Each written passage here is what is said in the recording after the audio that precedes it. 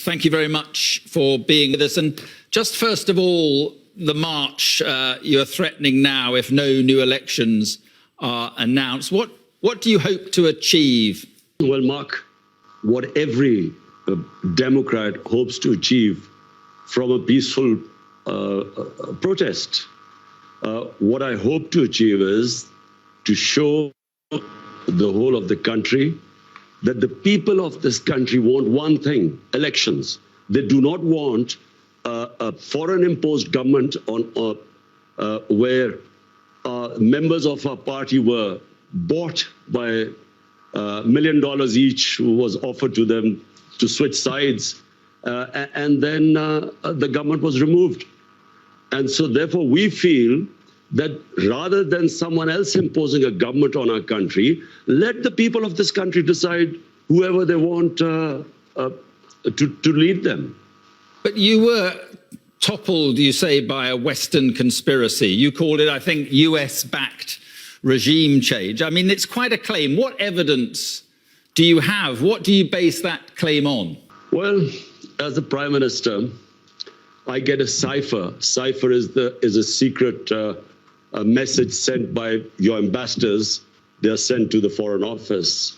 It's like in WikiLeaks. You know, WikiLeaks was when they broke the code, so the secret messages were relayed to the public. So I get a cipher from my ambassador in the US, and it's an official meeting he has with this American undersecretary or whatever, Donald Lu. And me as the Prime Minister, I'm reading this cipher, and it says that unless you remove your Prime Minister through this vote of no confidence, which hadn't been tabled as yet, there will be consequences for Pakistan. And if you remove him, all will be forgiven. Now, this is what me as a Prime Minister reading this cipher. And I am the chief executive. Who was he asking to have me removed?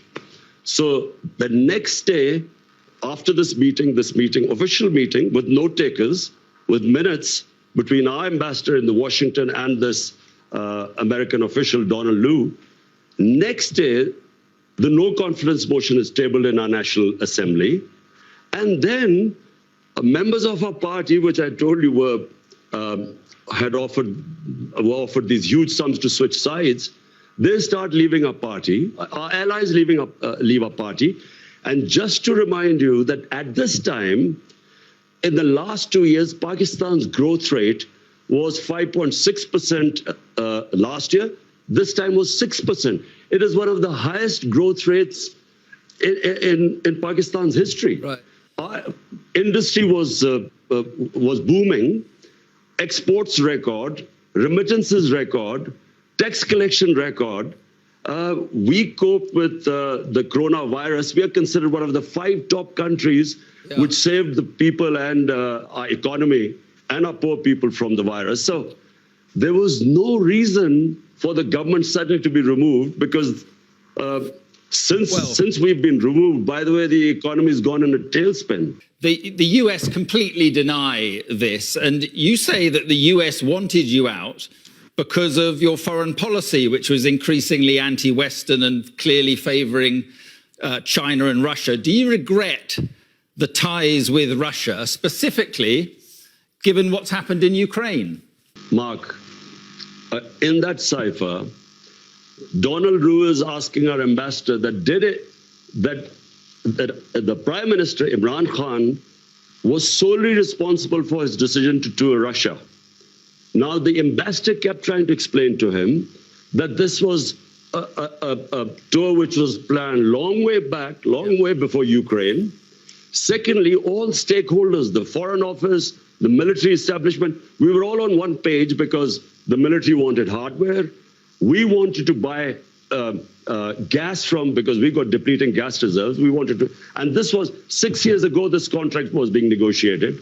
And we wanted to buy wheat from Russia. So the problem, let me just get coming. The problem is that on the very day that Putin invaded Ukraine, you shook hands with him in the Kremlin. That suggests, at least that you endorse what he's doing in Ukraine.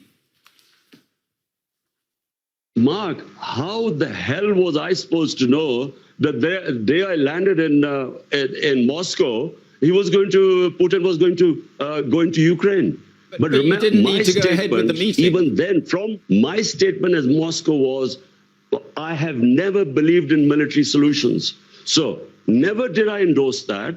Ours was a bilateral meeting. It was planned long before. So point I'm trying to make is that we didn't realize that when I would reach there, that Putin would go into Ukraine. How was I supposed to know? And how could you be punished for that? But do you accept that what Russia is doing is an illegal act of aggression? Do you condemn what Russia is doing? Mark, I am against all military operations. I was against Iraq war. I was against the US going into Afghanistan consistently. I'm against military solutions in Ukraine to solve problems.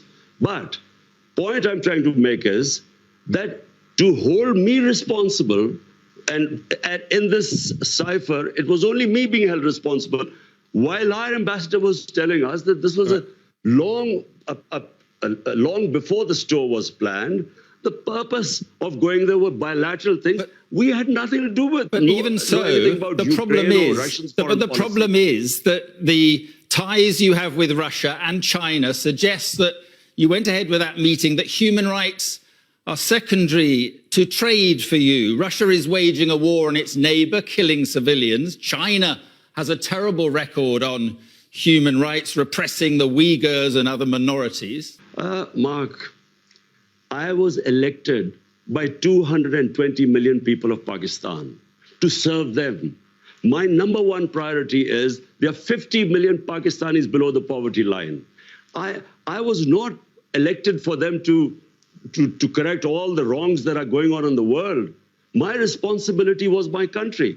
And so all my relationships, whether it was with China, with the United States, with Russia, were for the benefit of our own people. Listen, in Kashmir, which is a dispute between Pakistan and India, India has violated all United Nations resolutions on Kashmir. They've illegally taken away the right of the Kashmiri people and basically got rid of the statehood. Now, did anyone speak against it? The atrocities going on in Kashmir, 100,000 people in Kashmiris have died. Has anyone condemned India for that? No, because India is an ally. Allow us to be neutral too so that we can look after our own people. What about Afghanistan? Are you pleased to see the Taliban back in control in Afghanistan? Were you pleased to see the West defeated? Mark, Afghanistan there was never going to be a military solution. Anyone who knows the history of Afghanistan, and the British above all, have experienced 3 wars in Afghanistan. The 3 times they've gone into Afghanistan in the 19th century, twice in 19th and once in the 20th century. There was never going to be a military solution. People like us who kept saying that this is not, you will not solve Afghanistan problem by bombing them or sending your military, we were called pro-Taliban.